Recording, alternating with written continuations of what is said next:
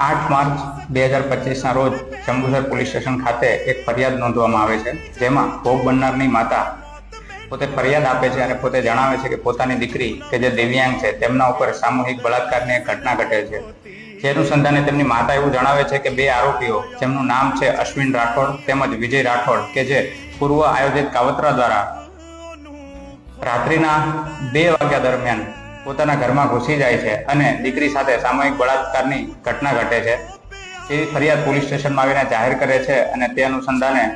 Jambusar PI દ્વારા તાત્કાલિક FIR દાખલ કરવામાં આવે છે અને આ ઘટનાની ગંભીરતા તેમજ વર્તમાન પરિસ્થિતિ જોઈ અને રેન્જ આઈજી શ્રી સાહેબ સંદીપસિંહ સાહેબ તેમજ ભરૂચ એસપી શ્રી મયુર ચાવડા સાહેબ દ્વારા સૂચના આપવામાં આવે છે કે આ આરોપીઓને તાત્કાલિક પકડી પાડવામાં આવે.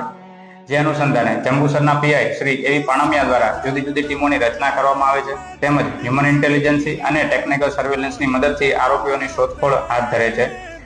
ઘણી મહેનતના અંતે એક સફળતા પ્રાપ્ત થાય છે અને આરોપીઓ કે જે 2 અશ્વિન રાઠોડ તેમજ વિજય રાઠોડ કે જે નડિયાદની સીમમાં છુપાયેલા હોય છે અને તેમને ત્યાંથી પકડી પાડવામાં આવે છે અને તેમની ટીમ દ્વારા